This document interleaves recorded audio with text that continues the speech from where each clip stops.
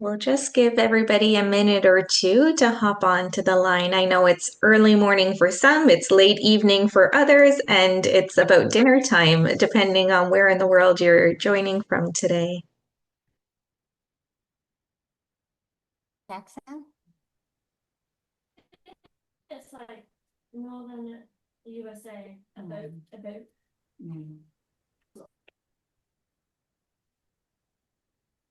All right. Morning, Jillian. We're just Everyone. right there. All right, Sinad, is that everybody who was in the waiting room is now here? Yes, most folks are in. I'm just continually admitting other people as they join, but we should be able to get started. Okay, welcome. Thank you so much for joining this morning, evening, wherever you are in the world. We're so delighted to have you here today. I'm just going to give you a little orientation to the session before we get rolling. My name is Michelle Phoenix, and I'm an associate professor here in the School of Rehabilitation Science at McMaster University and a core member of our equity-based co-creation group. So we're delighted to host you today. Just so you know, we are recording today's session and we post those on our website, and you'll see a link to the website a little bit later if you want to check out any of our past recording sessions. If you're uncomfortable with your video appearing in the recording, you're always welcome to turn off your camera during this session. You'll see on the right-hand side that there is going to be a time for question and answer. So during that point, often people will choose to have their videos on so we can feel like a little bit more connection and community with one another, but it's absolutely your choice whether you decide to have your video on or off throughout all parts of the session. If you'd like to interact, ask a question, make a comment, connect with one another, we're happy to have you do that. Our presenters have asked that you enter anything during their presentation time into the chat, and we'll just hold those questions and comments until the Q&A time, and then we can bring them all back up and into the discussion. As well, if you have any new questions, comments, ideas during that point, we would love to hear from you. So you're again welcome to put things in the chat, and or if you're comfortable raising the virtual hand, it makes it easier for me as facilitator of the Q&A to see you and notice that you would like to share. If you scroll to the bottom of your Zoom settings, bottom of your screen, there's a hand function and it says raise hand. If you put that up, it'll pop you to the top of the screen. It's just easier to see that you're waiting to join in. And if that's not an option for you, that's no problem at all. We're quite an informal bunch, even if this part sounds formal. So feel free to unmute, flag us down, whatever you'd like to do. We would really love to hear from everybody. I think, if you don't want your name included in the recording, there is an option to rename yourself. So if you go again, scroll down to the Zoom settings at the bottom of the screen and pull up where it says participants, there's going to be 3 dots that appear beside your name. And you can click those, click rename, and put something else in there for yourself if you do not want your name to appear in the recording. Okay, I think that's the housekeeping out of the way. Sanat, do you want to?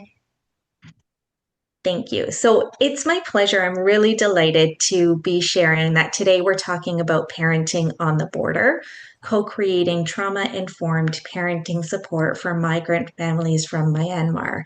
And I'm going to pass it to our friend and colleague Amanda Sim in just a minute to introduce our speakers a little bit more with a bit more detail. But before that, Sanat, if you want to go to the next slide. I will share a land acknowledgement, and I will recognize that McMaster University is located on the traditional territories of the Mississauga and Haudenosaunee nations and within the lands protected by the Dish with One Spoon Wampum Agreement. I'll share personally that right now I'm able to do the Sanya's training course. It's available here in Canada to learn more about our Indigenous peoples. So I'm in it right now. I'm a very keen, excited learner. And one of the things that I've been reflecting on is connection and harmony between all living things, not, people who are at the top of some imaginary hierarchy, but our land, our people, our waters, everything as a living being, and how that can bring us more in harmony, not just with the planet, but with one another across the globe. So that's the reflection that I'm bringing into today's session, and we'll be thinking about it as we hear from our guest. Amanda, I promise I'm passing it to you. As I do so and you introduce our speakers, I also invite the members of our audience to do as Johanna has done in the chat and to introduce yourselves. We love to know who's here, where you're joining from, what brings you to this space. So if you're willing to introduce yourself in the chat, please go ahead and do so. And I will pass it to you, Amanda, to introduce our speakers.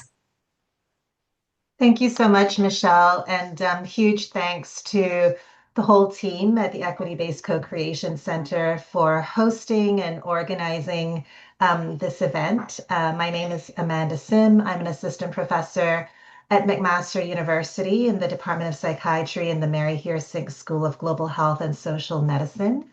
And I am so pleased today to introduce our two wonderful speakers, Stephanie Eagling-Pesh and Nguyen U.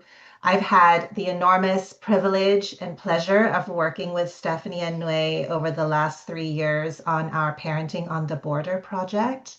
And I'm so happy that they're here today to share our experience on co-creating this intervention for parents and caregivers from Myanmar.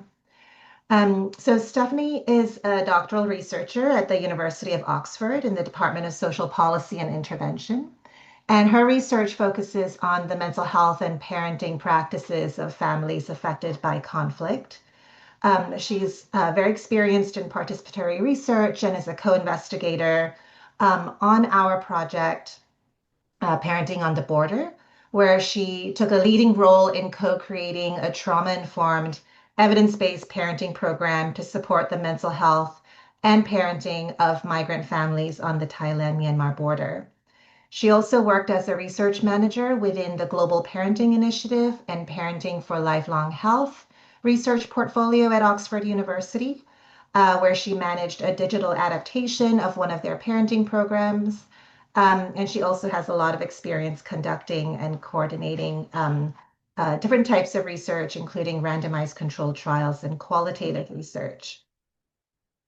Our other speaker, Nguyen U, is the Deputy Director for Women and Child Protection at Maytao Clinic, which is an amazing community-based organization that provides health, social, and protection services to migrant and displaced populations on the Thailand-Myanmar border. Nguyen has over 14 years of experience working in community-based protection, specifically focused on child protection, gender-based violence prevention and response, and promoting the rights of migrants and refugees. Her work has involved developing and implementing child safeguarding policies, raising awareness of gender-based violence and women's and girls' rights, and also strengthening community-based protection networks. She has a BA in psychology and a master's of public health.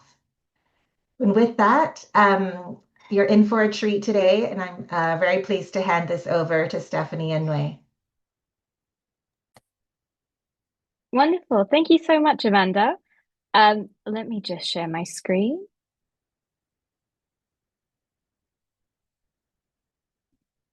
Okay. Are you seeing?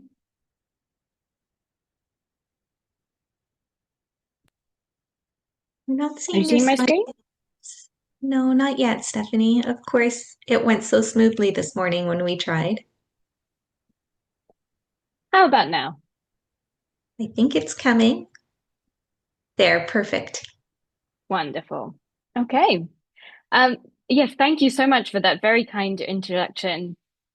And we're delighted to be here to share insights from our multi-year research project, titled Parenting on the Border. And specifically today, we're going to be talking about the process of co-designing an adapted trauma-informed parenting support program, which we really created with communities along the Thai Myanmar border. And this is very much a context shaped by displacement and ongoing uncertainty. So our focus has really been on community-driven ethics and aligning with cultural values and practical approaches that really strengthen the research integrity and humanitarian response of the research we've been conducting. So I'm delighted to be co-presenting with Samaya Nguyen to discuss how community leadership really shaped this co-design process and why that matters for sustainable impact. And to give a bit of context into the region, I would like to hand over to Nui to begin. Thank you, Stephanie, and hello, everyone. So thank you so much for joining us. So before we dive into the topics, let me give you the context for Myanmar. So I think many people of you may know about the Myanmar, but some of you may not know. So in Myanmar, there are more than 100 ethnic groups living together. The majority are Burmese and the minority are ethnics living alongside of the border. For example, the Kachin ethnic groups share the border with China, and the Rakhine ethnic group share with the Bangladesh, and then Kenyan, which I'm going to focus on today on the Thai Myanmar border. Many ethnic groups share by the Kachin, Kenyan, and then Grini, and so on. So ethnic groups have been observed by the Myanmar military, and many people have been displaced. There have been a lot of conflicts. Recently, even urban areas have been suffering from the conflicts due to the military coups in 2021. Because of all these prolonged conflicts, political upheaval in Myanmar, coupled with the economic hardship, according to the UN figures, 2.7 million people have been displaced to neighboring countries like Thailand. Also, there are like 9 camps along the border, and then the population is more than 90,000 living in the refugee camp. Because of these different reasons, economic hardship, and then access to the healthcare, education, so people have to move for their work or their like better life. They are forced to leave to their country. So this study was conducted with the migrant children, parents who go to the school. There are more than like 400,000 migrant workers in the TAS province. So the community that we are conducting the survey in, most of them have like an experience or exposure to very traumatic events. So can you go to slide 2, please? So we know that displacement is associated with a host of material and psychological challenge, exposure to the traumatic event, and ongoing daily stress associated with poor mental health outcomes. So there are strong links between the parents' exposure to the war traumatics between their mental health, which eventually leads to their parenting practice. So the figure that you are seeing in the findings from our baseline survey, which was conducted on the border. So as you can see there, like the participants reported like high rates of trauma exposure and then high level of use of the harsh punishment practice. Some of these parents experience very traumatic events, such as their relatives have been killed, their house has been burned, and this kind of experience that the parents have faced in their lifetime.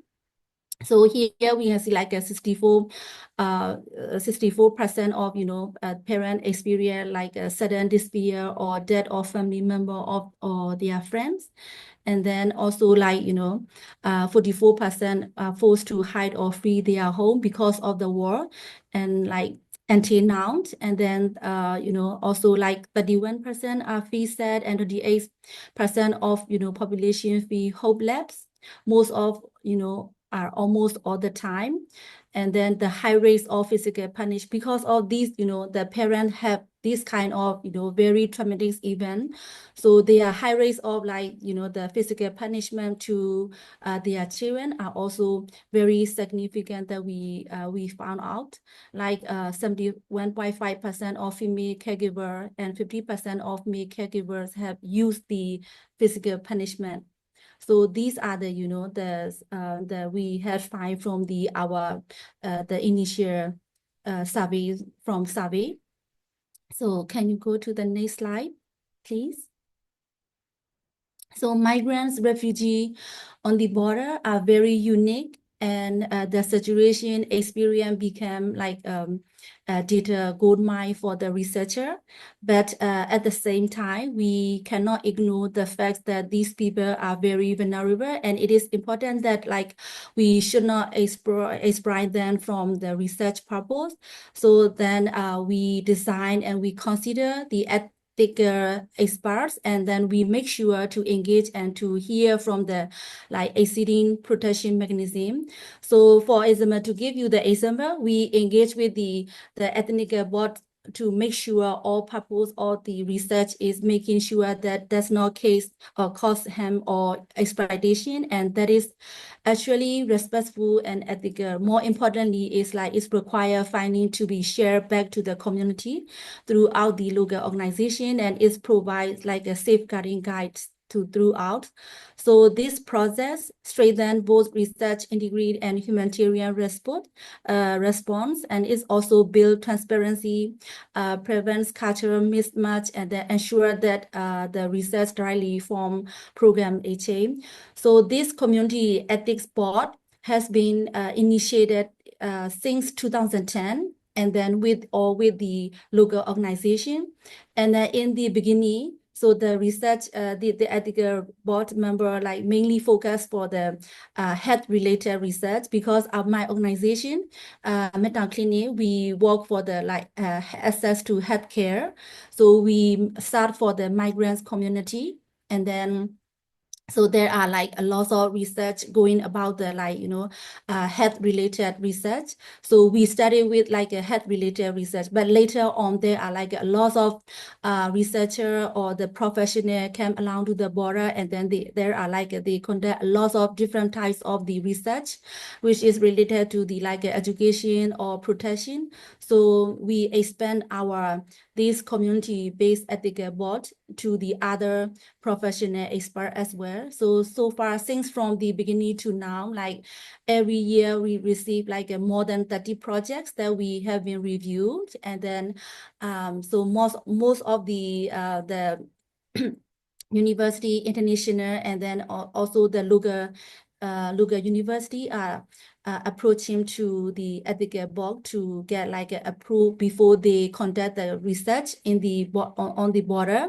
So that is how we studied the community response mechanism or community protection mechanism. So it came to our project, and then in our study, how we created and then design the process. I would like to hand to the Stephanie to give you the technical process that how we approach to meet with all these the community at the board, and then these a community engagement. So Thank you, Noi. So building from what Noi said, I mean, we initially, when we conceptualized this project many years ago now, we had multiple stages of building sort of networks of community-based organizations. And just to say, although today we're talking about co-designing a caregiver-focused intervention, this project actually had multiple phases, including doing formative qualitative research to really understand the context. And we've also developed a different intervention, an evidence-based parenting film that aimed to reduce violence against children. And before we did any of this research, we did initially go to the Community Ethics Board, and you present your research proposal and you have to get approval from them before doing anything. So that was also an integral part of this project as well, but not specific to it. In terms of this particular co-design process that we went through for developing this intervention, there were two main phases, and that was a set of implementation workshops that we did to kind of scaffold what the program could look like. We worked quite closely with community-based organizations. And then we went away, did some work, and then came back for another iterative round of content development, mostly for the intervention itself. And in this presentation, we're going to discuss the findings from both of these phases, because actually in a lot of the co-design literature, sometimes what this actually looks like can be a little bit of a black box. And I really want to highlight that, you know, this is just one approach to working with communities. There are many others, but we wanted to give you quite a detailed look at what we actually did. Just to say, it has now been, this intervention we developed has now been piloted and evaluated as part of a randomized control trial, and the results are pending. So look out for that soon. I'm sure Amanda will be able to share when we have some findings. Now, I'd be remiss to talk about the process of co-design without actually introducing the teams of people that developed this intervention together. And what this looks like was teams of mental health, child protection, and parenting professionals and implementers coming together to tell us what they were doing and helping us to design what an intervention should actually look like. What we understood was that there was quite a kind of fractured service provision landscape, in that lots of organizations were doing sort of single session trainings, but not necessarily this type of multi-week, multi-session program that addressed both parenting and mental health. And so this was really an opportunity to come together with all of these professionals and networks to look at what was already happening, what resources already exist, and integrating it into one service that would not add to their burden of delivery, but instead strengthen with evidence things that were already happening and that they had capacity to do. Noe, just to open the floor back to you, was there anything, how would you describe these groups of people? Because there were quite different roles and quite different organizations involved in this process.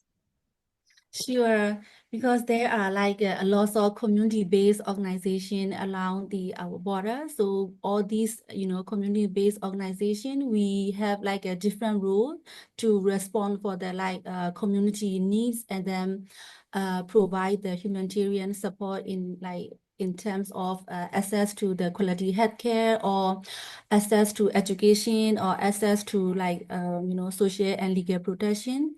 So all these organizations, we work together. So even though all these organizations, we are very unique and then very diversity, but we work together, and then we share our resource.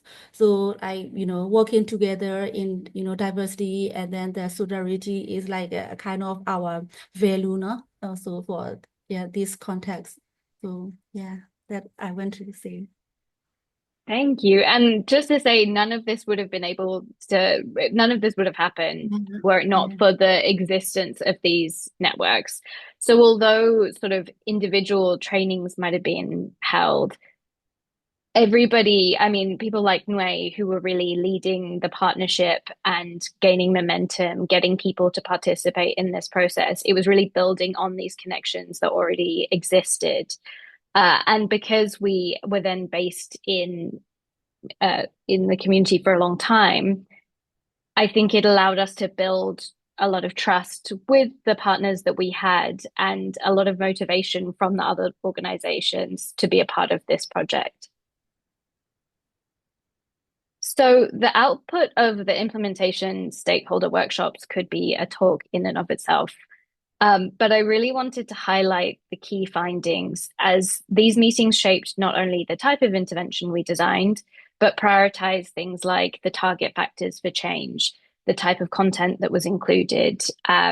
We discussed even very detailed feedback on the use of role play activities or using real examples over cartoons. I mean, all of this was designed and discussed collaboratively. I think there might be a photo somewhere, but we had sort of sticky notes and huge pieces of paper, and everybody was writing their ideas down and sort of, it was a very interactive process with everybody involved. In terms of some of these findings, we also really needed to address some of the barriers that we might face and the challenges that were often faced by communities on the border. And Nui, I don't know if you want to comment perhaps on some of these barriers that were identified. Yeah, since all these community-based organization, we are we are found with like a community-based, and then name of these organization, most of our organization, we are like we are not registered, and then most of the time we have like a lots of barrier in terms of technical expertise or human resources or the funding resource. Also like lots of challenges related to the specifically come to our projects. We also face a lot of like security concerns, and then most of us, we are like a community-based organization, and then we have very low resource. So most of the time we have like a staff turnover and also, these are the challenges. And sometimes like all organization, like we have like over workload. So everyone is doing everything, and then like also, and then these are the challenging, and also for the caregiver. So they are like a migrant worker. So most of them, they may focus for like their livelihood, and then they are living for so they don't really have a chance to explore or chance to participate on this kind of session. So this is also very challenging. And also like for the biggest challenging is like for the sustainable for this program to continue, or this program to maintain with the in our like within our organization. Like the funding is a huge challenging, because most of organization, we relied on the humanitarian aid. So there are like, as you all know, that like right now like many of the humanitarian aid has been cut down, and then this is the biggest challenging for us. Yeah. Thanks, Nui. So I think we tried really hard to then develop a kind of program that could address some of these concerns that Nui and our other partners had raised. And so after the implementation stakeholder workshops, we had a rough outline of what delivery of the program could look like. And ultimately, we had to try and design it in a way that met the requirements and the needs identified by the community-based organizations, what kind of programs they were looking for. And as such, the kind of following program took shape. So the program was formed of small group sessions that matched quite similar sized training sessions that were already being delivered by organizations, so would be within existing capacity. And the program was designed to have in-person facilitation, but supported by film clips from the previous evidence-based parenting film we developed.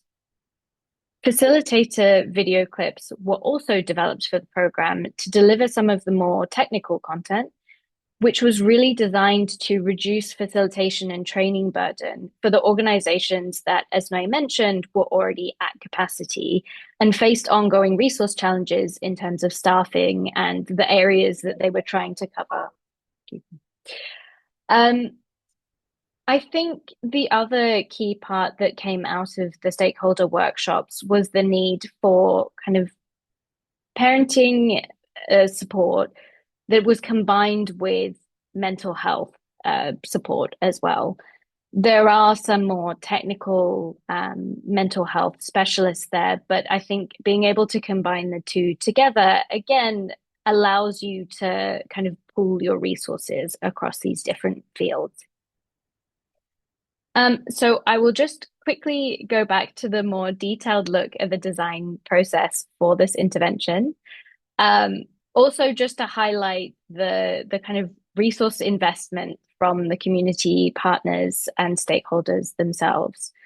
Because as I mentioned, we had this network of technical professionals come together to share their implementation experience in 2 full days of workshops. Then we had a technical working group, which was formed of 13.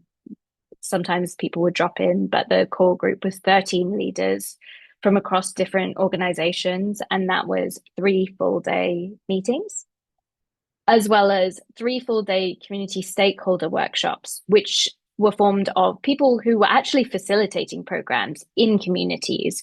So while the first group might have been sort of leaders of organizations, the community stakeholders were people who were on the ground in the community every day. They really knew what was going on and what would and wouldn't work.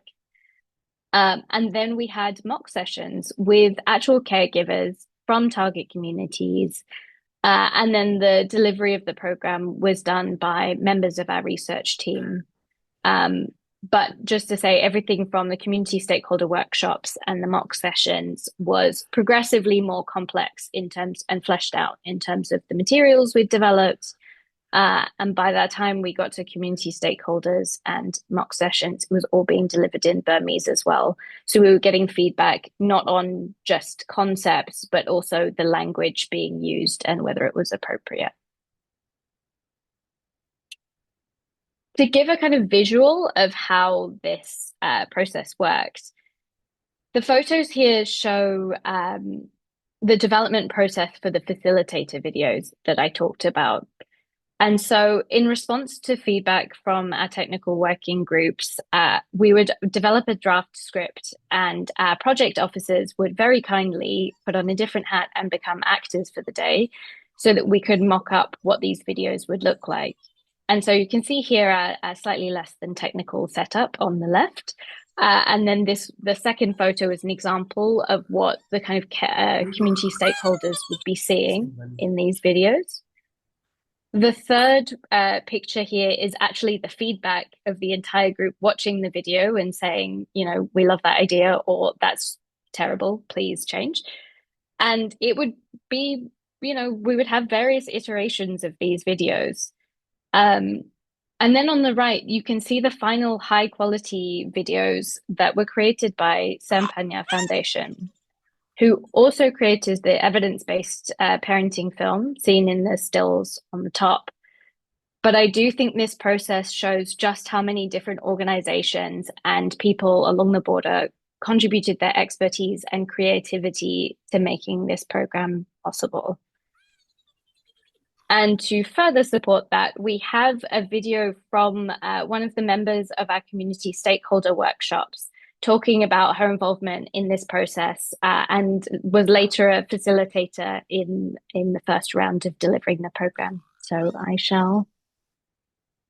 မင်္ဂလာပါကျမနာမည်ကလီအာဖြစ်ပါတယ်ကျမက Global Child Advocate ကပါကျမဘယ်ဖက်ပိုင်းမှာပါဝင်လဲဆိုတော့ဒီ facilitator အနေနဲ့ပါဝင်ခဲ့တယ်ပေါ့နော်ဒီ project မှာဟုတ်ရှိတယ်ပေါ့နော်အဲ့ဒီအသုံးအနှုန်းနဲ့ပတ်သက်တဲ့အရာပေါ့နော်မိဘတွေကနားမလဲနိုင်တဲ့အရာဖြစ်တဲ့ဟာပေါ့နော်အမှ hooking နဲ့ unhooking ကိုမြန်မာလိုအစပိုင်းမှာသူတို့ချိတ်ချင်းပေါ့နော်ကိုချိတ်တဲ့အရာပေါ့အဲ့လိုမျိုးသုံးနှုန်းတဲ့အခါမှာအကလုံးကဒါကသူတို့နားမလဲမိဘတွေကနားမလဲဘူးဆိုတဲ့အခါမှာပြန်ပြောတော့အဲ့လိုမျိုးကြားထဲမှာတယောက်နဲ့တယောက်ပြောတာလည်းခါမှာညှိတွေ့ချင်းဟာမျိုးကိုပိုကိုက်ညီတယ်ဆိုပြီးမှအဲ့ဒီတစ်ခုကိုသုံးခဲ့တယ်ပေါ့နောက်တစ်ခုကကျတော့မိဘတွေကိုနောက်ဆက်တွဲအကျိုးဆက်လို့ကျမတို့သုံးနှုန်းတဲ့အခါမှာသူတို့ကနားမလဲဘူးအဲ့ဒီနားမလဲတဲ့အခါမှာကျမတို့ကတွဲပေးတဲ့ဟာကကျတော့ဒီပြစ်ဒဏ်လိုမျိုးဆိုတဲ့ဟာမျိုးကိုပေါ့နော်အဲ့ဒီဟာကိုတွဲပြီးတော့မှပြောပြီးတဲ့အခါမှာသူတို့ကမိဘတွေကနားလေလိုက်တဲ့ဟာမျိုးရှိတယ်ပေါ့နော်ဘယ်လိုမျိုးအကျိုးရှိလဲဆိုတော့တချို့မိဘတွေကတချို့ရက်ကွက်မှာသူတို့ကပြန်သုံးတဲ့အခါမှာသူတို့အမျိုးသားကိုယ်တိုင်ကပဲဖြစ်ဖြစ်အိမ်နီးနားချင်းတွေကပဲဖြစ်ဖြစ်တတိထားမိတဲ့ဟာမျိုးပေါ့နော်တတိထားမိပြီးတော့ ကလေးတွေကိုယ်တိုင်ကလည်းသူတို့အမေကိုသတိထားမိတယ်ပြီးအမေကပြောင်းလဲလာတဲ့ဟာမျိုးတွေမြင်တယ်ပေါ့နော်ပြီးရင်သူတို့အမျိုးသားလည်းအော်နေတို့အမေကပြောင်းလဲလာတယ်စကားတွေညင်တာလာတဲ့ဟာမျိုးကိုပေါ့နော်သူတို့ကပြောကြတယ်အဲ့လိုမျိုးဟာကရက်ကွက်ထဲမှာပြီးရင်သူတို့ကဟိုတင်ယူရတဲ့ဟာတွေတချို့က share လုပ်ကြတဲ့ဟာမျိုးပေါ့နော်အဲ့ဆိုရက်ကွက်ထဲမှာလဲသူတို့ share လုပ်ခြင်းအဖြစ်ပေါ့နော်တခြားလူတွေလည်းရတယ်ပေါ့နော်အဲ့လိုမျိုးသူတို့ဖက်ကနေပြီးတော့သူတို့တည်တဲ့အရာကိုကျမတို့ပြန်ချပြတဲ့အခါမှာကျမတို့လည်းတည်ရရှိတယ်ပြီးကျမတို့လည်းပြန်ပြီးတော့မှဒီမိဘတွေကို sharing ပြန်လုပ်ရတဲ့ဟာမျိုးပေါ့နော်အဲ့ဒါအရန်ကောင်းတဲ့အရာလို့ထင်တယ်ပေါ့နော်ဒီကလေးအုပ်ထိတ်မှုနဲ့ပတ်သက်တာရောကျမကိုယ်တိုင်အတွက်ကအရန်အကျိုးဖြစ်တဲ့အရာကိုတွေ့ရတယ်ပေါ့နော်စိန်ခေါ်မှုကဒီတင်တန်းပေးနေတဲ့မိခင်အတွက် trigger ဖြစ်သွားတဲ့အခါရှိတယ်ပေါ့နော်အဲ့ဒီ trigger ဖြစ်တော့သူကအဲ့ဒီစိတ်ခံစားချက်မှာပဲရှိနေတဲ့အခါမှာကျမတို့တင်ပေးတဲ့ဟာကသူကအဲ့လောက်ထိမရနိုင်တော့တဲ့အခြေအနေရှိတယ်ဒါပေါ့နော်ပြီးတော့မှအချိန်ကိုနည်းနည်းညှိနှိုင်းရတဲ့ဟာမျိုးအဲ့ဒီစိန်ခေါ်မှုတွေရှိတယ်ပေါ့နော်သူတို့က emotional အရင်ဖြစ်တဲ့အခါမှာကိုယ်အနေနဲ့တော့စူးစမ်းပြီးတော့မှလောက်ဆောင်တယ်ဆိုတော့ तू ကဆက်ပဲပြောချင်နေတဲ့အရာမျိုးတွေရှိတယ်ပေါ့နော်အဲ့လိုမျိုးစိန်ခေါ်မှုရှိတယ်ပေါ့နော်အကြံပေးချင်တာကတော့ဒီကျမတို့ရွှေ့ပြောင်းအလုပ်သမားတွေကသူတို့ကအချိန်နဲ့ပတ်သက်ပြီးတော့ commitment လုပ်ရတာပြဿနာရှိကြတယ်လေအဲ့ဒီအချိန်ကိုပေါ့နော်နည်းနည်းshort လိုက်ရင်ရောပဲဖြစ်ပေါ့နော်မဟုတ်ရင်လည်းဒီမ short ပဲနဲ့ဒီoutreach team တက်ထားပြီးတော့မှအဲ့ဒီ outreach team ကနေပြီးတော့ကျမတို့တင်တန်းမပေးတဲ့ချိန်မှာသူတို့ကို home visit လုပ်တာလားမဟုတ်ရင် follow up လောက်တာမျိုးလားအဲ့လိုမျိုးရှင်လဲကောင်းမယ်လို့ထင်တယ်ပေါ့နော်သူတို့လောက်ချင်တဲ့ရည်ရွယ်ချက်နဲ့ဒီပါဝင်တဲ့ကျမတို့ GCA အနေနဲ့ Mental Clinic အနေနဲ့ပါဝင်တဲ့သူကဒီရည်ရွယ်ချက်ချင်းလဲသူမှအကျိုးပိုဖြစ်မယ်လို့ထင်တယ်လေစိတ်ရှိမှပေါ့အဲ့လိုမျိုးပြောလို့ရလားခဏရည်ရွယ်ချက်ချင်းကပန်းတိုင်ချင်းကမတူဘူးဆိုလို့ရှင်လောက်ရတာကိုလိုကလန့်ဖြစ်နေမှာလေအဲ့လိုမျိုးကြိုက်တယ်အဲ့လိုမျိုးမှဒီကဖြစ်နေတဲ့အရာကိုတိမှလေအဲ့လိုမျိုးပေါ့နော်အကြံပေးတွေကလည်းဒီtrigger ဖြစ်ရင်ဘယ်လိုလုပ်မလဲဆိုတဲ့ဟာမျိုးပေါ်လာတဲ့ဟာမျိုးတွေလည်းရှိတယ်လားအဲ့လိုမျိုးထပ်ပေါင်းထည့်ရတဲ့ဟာမျိုးတွေလည်းရှိမှာပေါ့ဒီက community ကဒီမိဘတွေရဲ့ယဉ်ကျေးမှုနဲ့သူတို့ဖက်ကယဉ်ကျေးမှုမတူတဲ့ခါမှာဒီကနားထောင်ခြင်းအဖြစ်ဒီမျိုးတစ်ဆင့်လောက်ခြင်းအဖြစ်ထိရောက်မှုပိုရှိတယ်လို့ထင်တယ်ပေါ့နော်ပို့ပြီးတော့ကိုက်ညီမှုရှိတယ်ပေါ့နော်အဲ့လို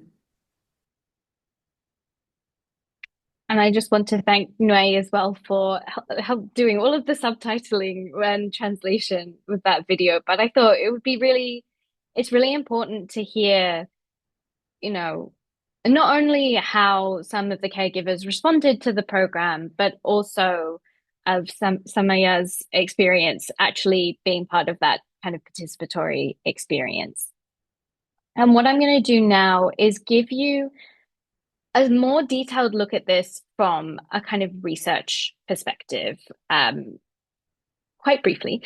But I think while we're talking about developing things collaboratively, it's also very possible to balance a systematic and rigorous approach when you do development work that aligns kind of cultural values with evidence surrounding parenting and mental health interventions. And so I'm going to give you an overview of how we developed one of the intervention components that addressed harsh parenting, and the kind of challenges and tensions that we faced while doing so. And for context, a phrase that we heard on several occasions that's quite a popular phrase is that if you need a good quality pot, you must beat it hard or thoroughly. And this is in reference to the requirement that discipline is required to produce a good child. And so, as you can imagine from this phrase, many prevailing beliefs about the necessity of discipline to be a good parent would very much then influence receptivity to a parenting program, advocating for strategies moving away from this to encourage alternative sort of positive behavior management strategies in their place. So this is a kind of overview of how the intervention content would be, I guess, becoming more detailed at each stage. Initial content was informed by literature reviews, existing evidence-based parenting programs such as Parenting for Lifelong Health, Self-Help Plus, and formative research that we conducted on the border ourselves. And we would draft options to present to the technical working group, and each stage the material would become more comprehensive, and you would make quite significant changes, add additional activities, and reframe some of the content. So for the impact of harsh punishment, and in this particular component, we faced some fundamental challenges kind of straight away. We were working with community practitioners who really identified a need for parenting content, but they identified challenges that they'd had within their own organizations in presenting some of these parenting trainings. Some of our partners in technical working group shared experiences of parents leaving their training because they disagreed so strongly with the messages being shared about not using harsh discipline. So this was not, specific to our program. And it was really important for us to learn from these experiences and be very careful around the framing of these messages around harsh discipline to make sure they were non-judgmental and focused instead on the priorities of parents. And what we knew from formative research and these meetings was that education is of the highest importance to parents. I mean, generally, but particularly in this context as well, as it's an opportunity for kind of mobility out of very challenging economic conditions. Similarly, values around family harmony and respect and the ways that children reflected the family out of the home were also incredibly important.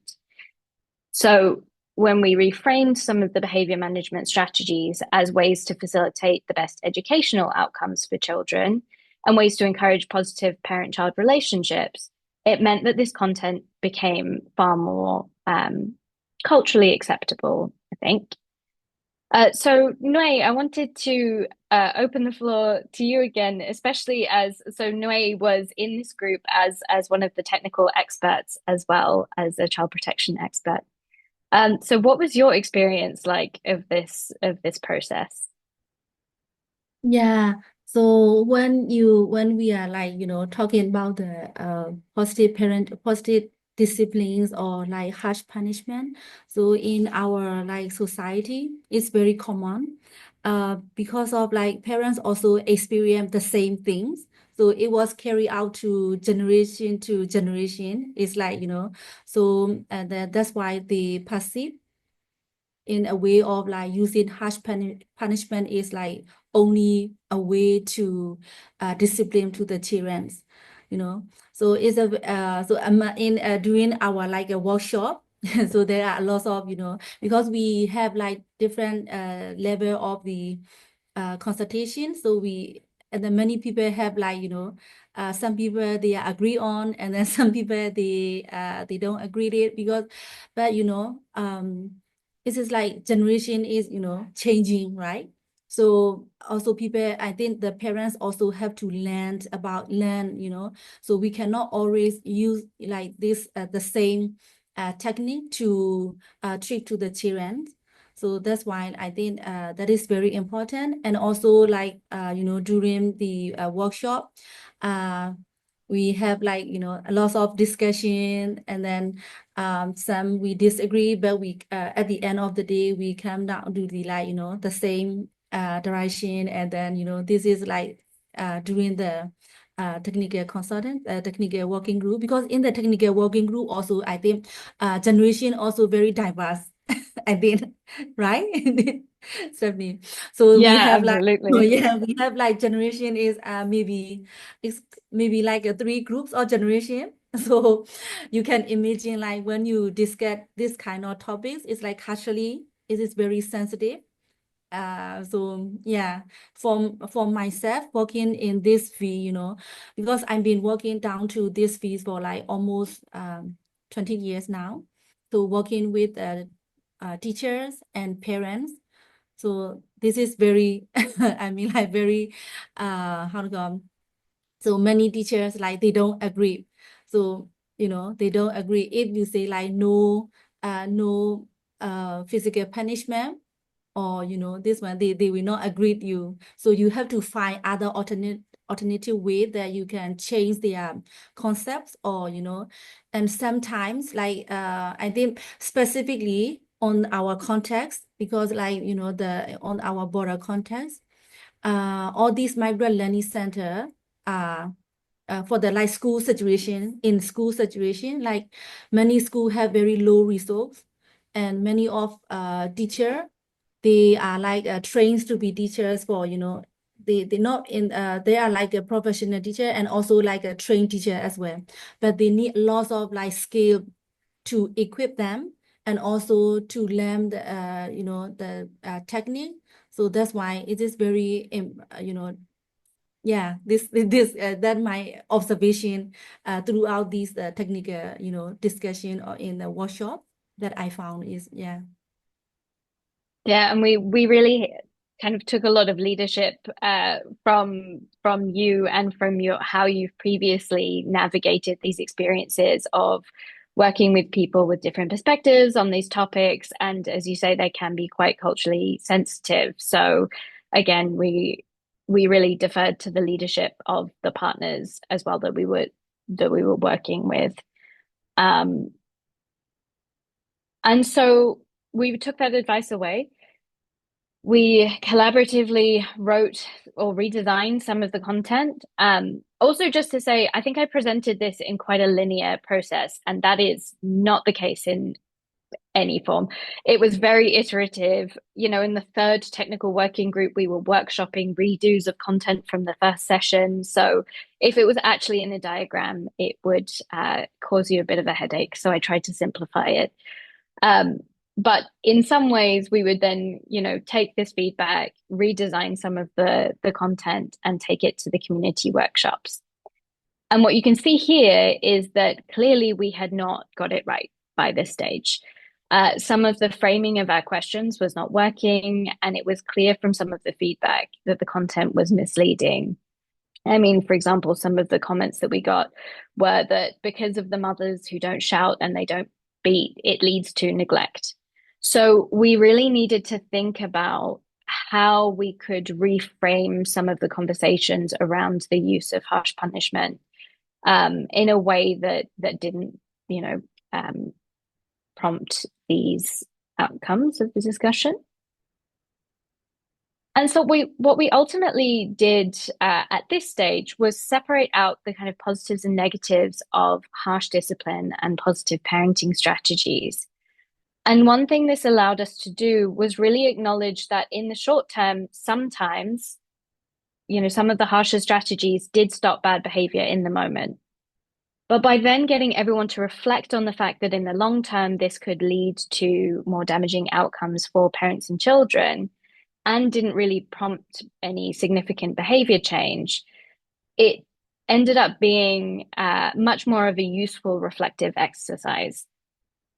And ultimately, grounding the content in the values of community meant that the framing of this content did become a lot more acceptable and helped caregivers maintain an openness to other behavior management strategies, because there wasn't judgment around, what they were currently doing. It was an opportunity to really reflect on, okay, well, what would an alternative be? How could we do this in a way that aligns more closely with my own values as well as a parent?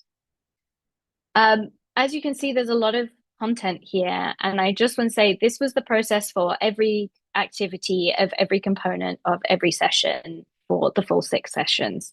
So there was a lot of work that went into this, and a lot of feedback that we got, and a lot of discussion, as Noi mentioned, and debate around some of the program components. So here is just a kind of summary of the key content development and adaptations that we made. Integrating novel content on drug and alcohol use due to concerns around this raised by community organizations and caregivers. reframing this term repair to connect and correct, and discussions around saying sorry to your children was actually quite a significant one that came up multiple times as just being culturally really inappropriate. And so we had to do quite a lot of restructuring there. Reframing the impact of harsh parenting and the importance to education and child outcomes. And something that could seem, I guess, less content specific, but we had started with this kind of program metaphor of building a house. And I mean, Nui was in these meetings, I think over the course of 5 meetings, we still were having a lot of debates around what this could mean for people, because the symbol of a house can be quite significant for people who have been forced to flee their homes and are living in often temporary structures. And so, yeah, we ended up on this kind of visual of going on a journey together. But that I think it was five different meetings of a lot of debate around, what this could look like. So I think given the time, I just want to make sure that we have kind of space for a bit more of a conversation between Nui, because to be honest, I think that's what this co-design process was. It was a conversation and a dialogue between the collaborators on this project. And having described some of the more, I guess, technical process of content development and what adaptation looked like in terms of us, we now want to step away and take this opportunity to reflect more on the process of collaborating together as kind of organizations with researchers. So Nui, we've worked together for a long time now. Again, what was your experience of this process? And are there any reflections that you want to share with anyone who might be interested in doing this kind of collaborative research? Sure. So I think for my reflections for the working, collaborative research, I think very significant, knowing the community, if you are closely working with the community member who know where about this community, and also, know the situation. I think this very also captures sensitivity, and also the context. So that is very important. And then as collaboratively, when we work together, something that in our project, this parenting on the border. So this is I would say this the first, the project or the initiative that we had on the border. So this is very very valuable, and also we are very privileged to work with this one. And then when we initiate or approach to our a community member, and then the other the other community-based organization, so everyone interested to join.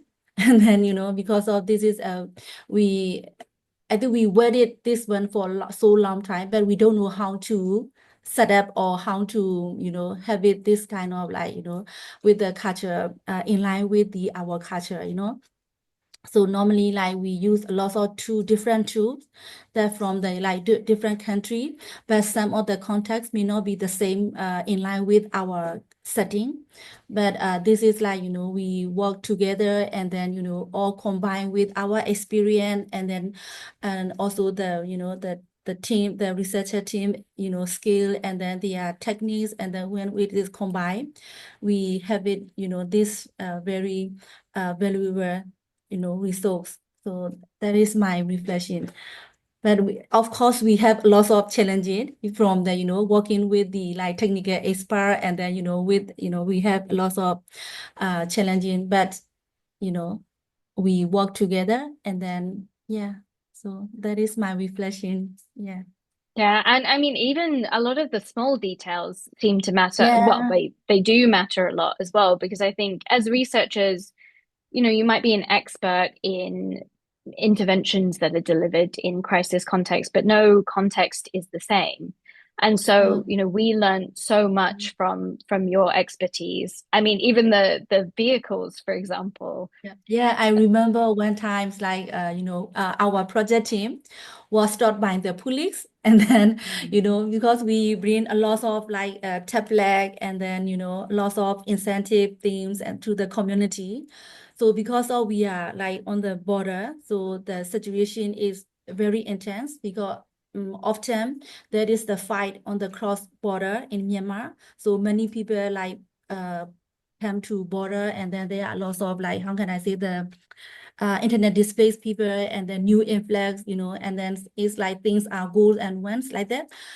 So when our teams went bring with a lot of like, the tablet and then things, so the police stopped them. So at the time, like our project fee coordinator ring to, ring to us, and then we have to find a solution in the like in the sense, so this kind of for them in this scenario, if researcher just itself may not be, they may face more challenging, but for us, we know our people, and then we know this, the situation, so we can work promptly and then collaboratively to solve the problem. So that is when I one example, no? I think another thing is like also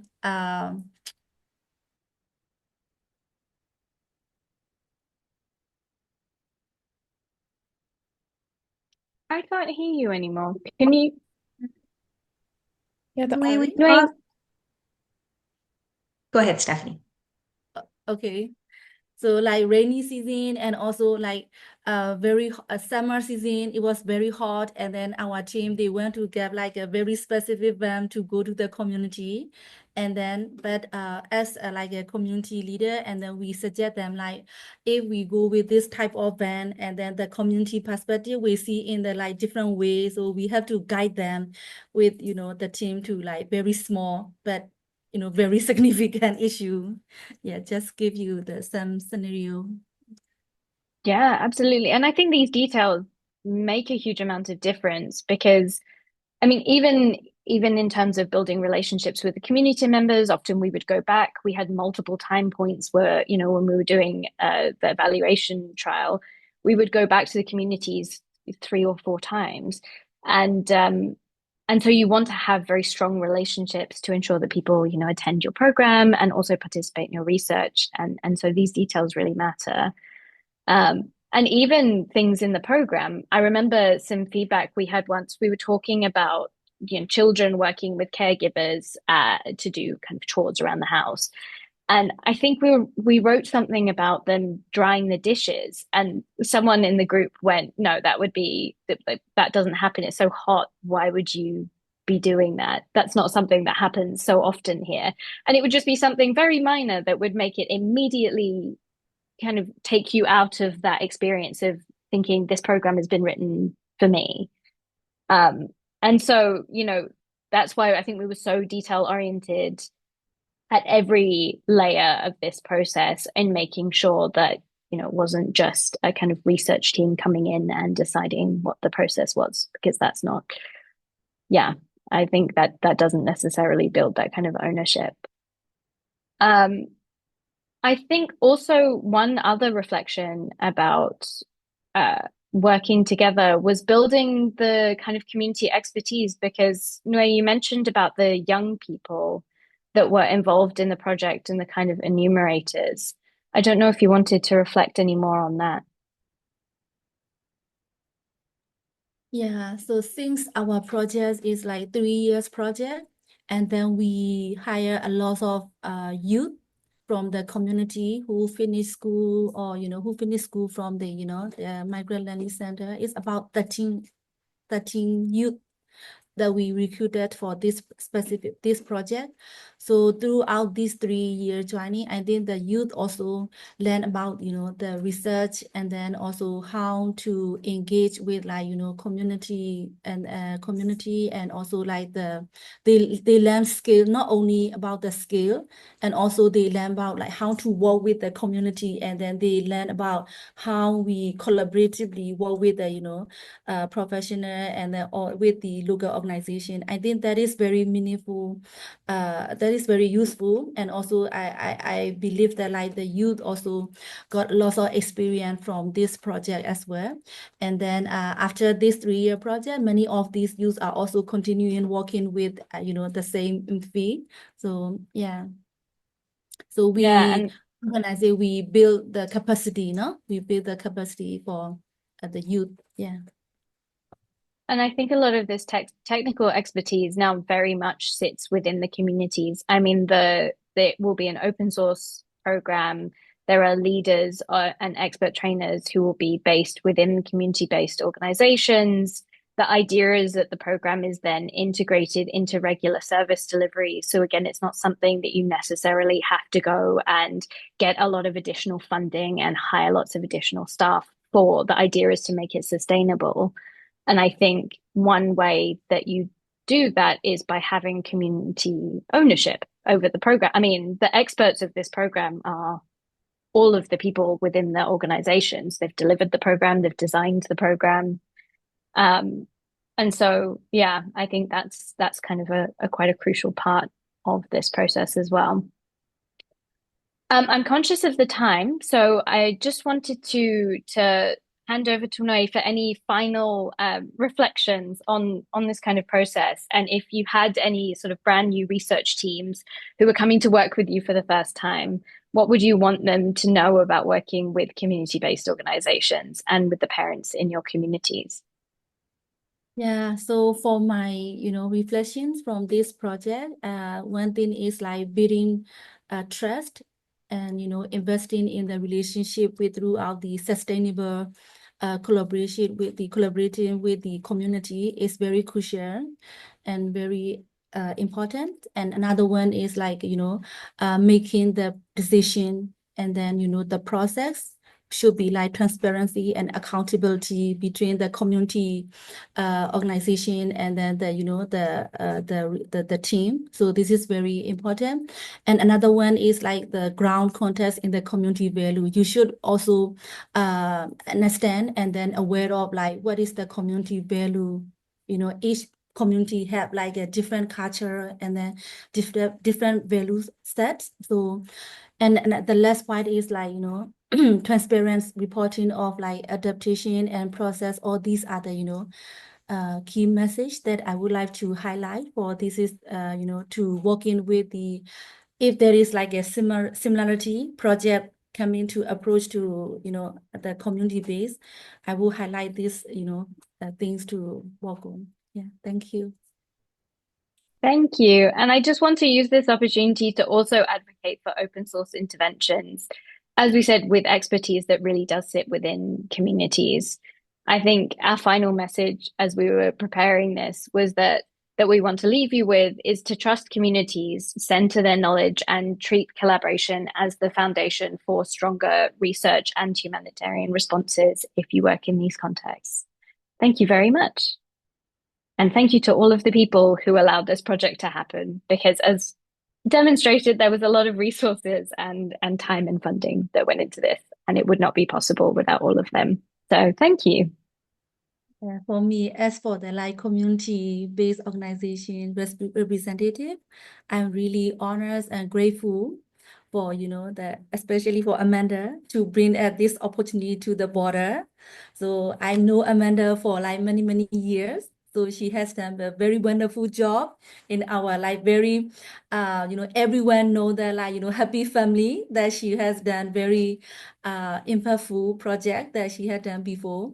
So here is again another things that like, we wonderfully done this project. And then I'm very thankful for that. Yeah, thank you. What an amazing presentation. Thank you so much, Nui and Stephanie, for sharing your expertise with us. Maybe I can request to stop screen sharing now, and I'll invite our audience and welcome. I was reading people's introductions as you entered them, and I think this is the most international folks we have ever had on one of our calls, and I appreciate that it is nearing nighttime in Thailand and your parts of the world. So thanks for joining us late. I did see one early question come in, so why don't I use that one to start us off? And as people have additional questions, please put them in the chat or raise a virtual hand, and we'll get to as many people as we can.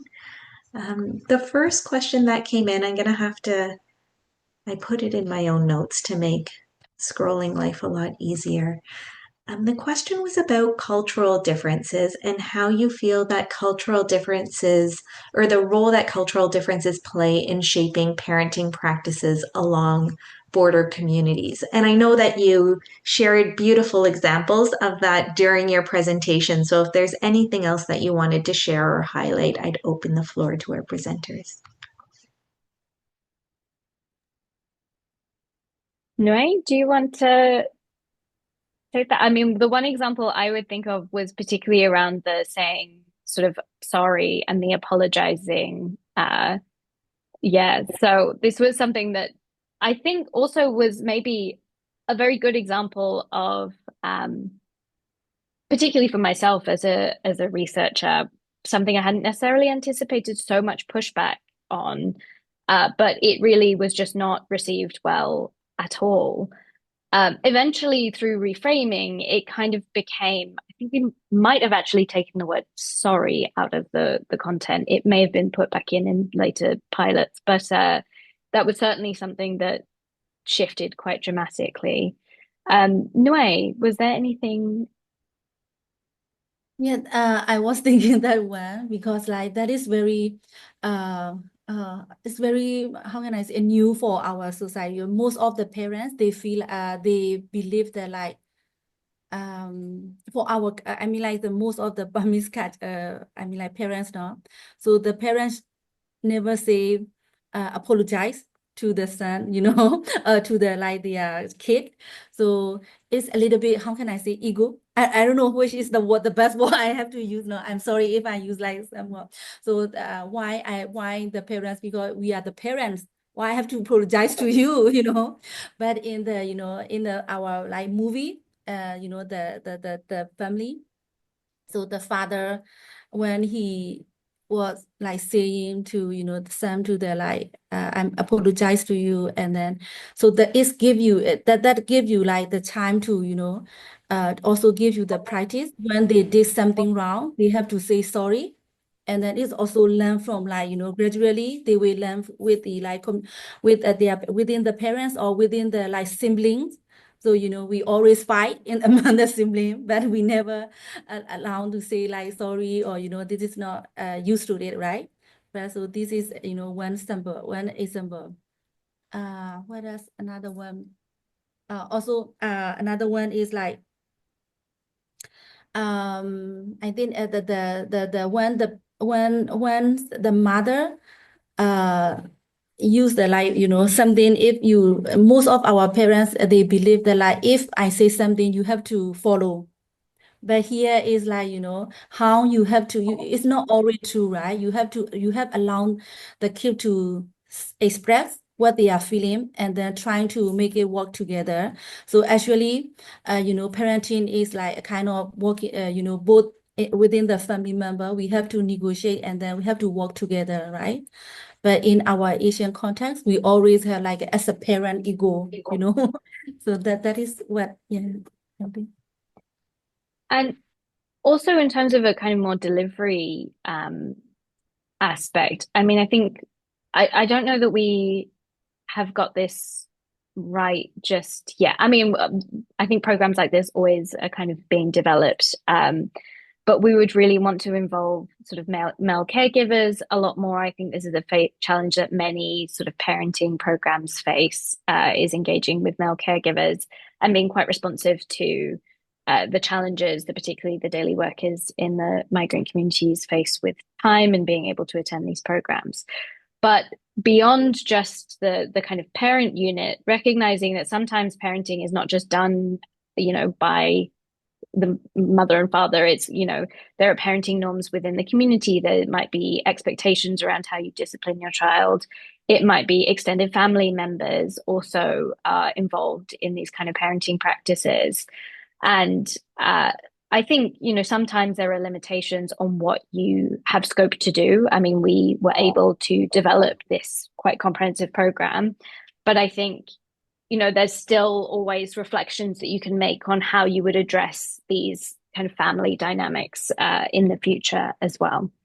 So yeah, there's a whole host of things that we could have included.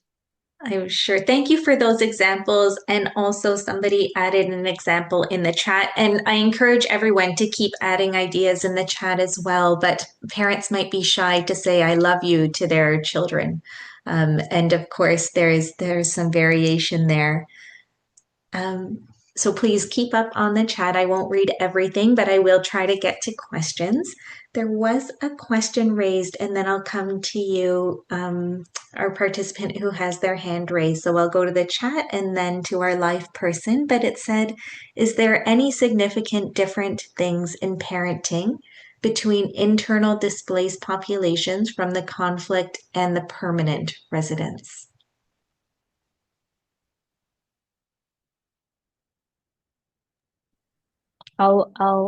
Yes, perfect. I think Nui will have a lot more experience than I will there. Nui. As for me, with my experience working with like different parents, I find it's a little bit different, between like, the parents from the conflicts area and then the internet display population.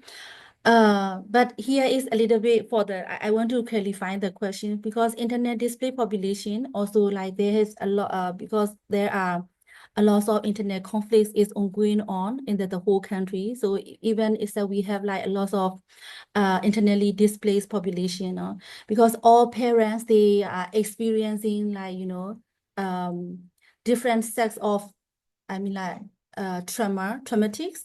So I think somehow they are like engaged with children will be the same, and also in general, also like what I mentioned before, like parenting is like we in our country we don't really have like specific parenting skill set for you like to become a parent, who we gradually learn from our mothers or our grandmother, and then all these like the way we work with the treats to the children, we maybe we know it or unknowingly and unconsciously we are using this as a generation to generation.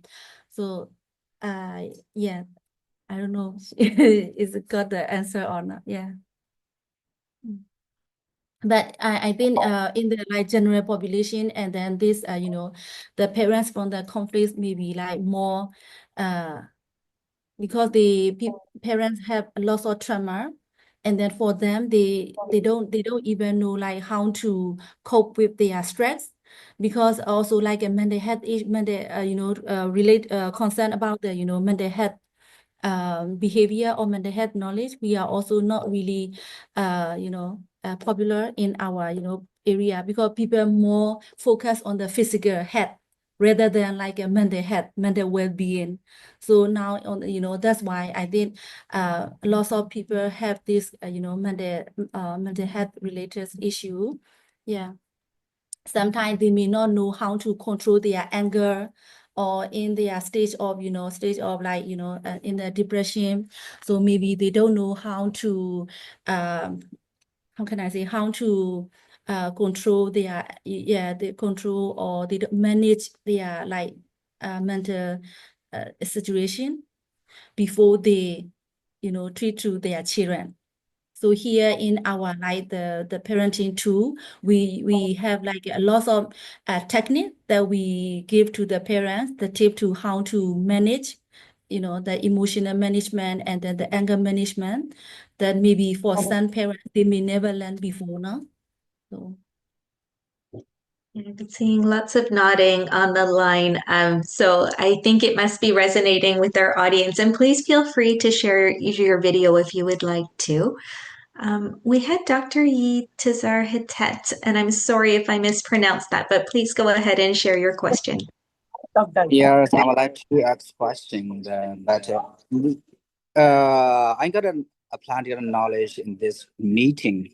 That I would like to ask to at the training. You said that the intervention, the impact of the punishment. This is the kind of deliver message to the parent and the caregiver is really essential for the parenting. But I think, how about we deliver the neuropsychological development of the children and psychoeducation? You know, we're the Asian parents. The punishment, the beating to our children is our culture.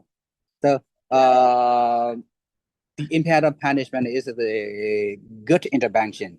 We need to practice very well to foster our family to be strengthened before. But we live in another country. We try to be better with the plenty of diversities, challenge. We face a lot of challenges.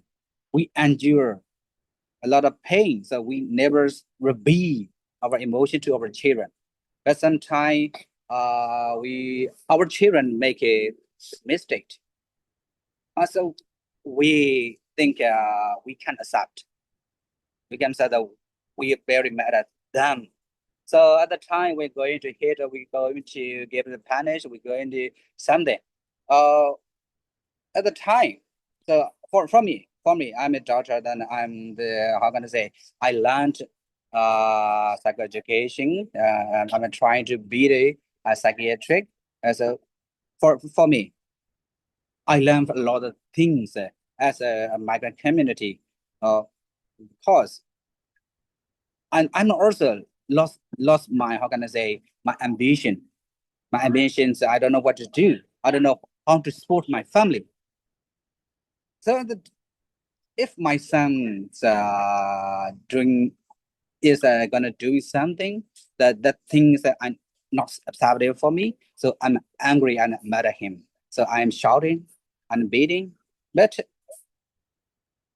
after all, my son afraid of me, so he never trying to be his emotion. At the time, I'm finding out what kind of approach do I need to practice. So, and then I learned neuropsychological development and psychoeducation. So it's really, I think is a killer intervention for me. And then I want to put it, added the kind of trainings like I got this meeting. So, impact of the punishment. So I think I really, I'm gonna say, really say, appreciate your effort, appreciate your interventions. Former, firstly, I never think the impact of punishment. I never think. I think if I give it shouting, given a punishment, he will change his behavior and cognition. I think, but actually, it's not. So I want to say that really thank you for sharing your knowledge. And how about your intervention like the impact of punishment plus with the neuropsychological development and psychoeducation would be better for our community, I think. So I really request for you to do that.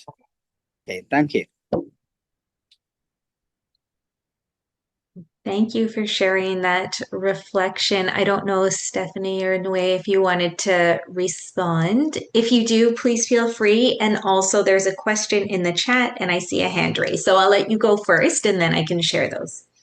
Sure. I just want to say thank you so much for your reflections because I think, the more feedback, the better. And it's really interesting you say that because actually in some of our content design workshops, this was feedback that came out as well. And just to say, what we displayed on in terms of that component is kind of a subset of that activities. And actually we do have some quite comprehensive actually, I think it might have been an example that we showed in the facilitator videos of the impacts of harsh punishment and more around this kind of psychoeducation piece, because that was one way that was quite acceptable to discuss kind of the impacts of harsh parenting, more on the severe end, I suppose. But yes, I think part of developing and delivering these interventions is always having feedback and taking things on board. So always welcome it. Thank you very much. Yeah, thank you. Right. I am keeping an eye on the time. Oh, this is a hard choice. I'm not sure that we're going to have time for both questions in the chat and hand raise, but I'll do my best. Sina, I'll go to your question first, which is in the chat. Thinking about how child rearing isn't only a process facilitated by parents themselves, but also members of the community. And Sinat was wondering if there were any non-blood relatives, neighbors, godparents, close friends who were involved in child raising who might have been involved in your documentary and co-design. I hope I did that okay, Sinat. I mean, quick reflection from me, and then I think Nui, I'll hand over to you to comment on kind of that more broadly. Particularly from our perspective, we knew that we wanted to focus on the kind of caregiver unit for this kind of intervention that we were developing.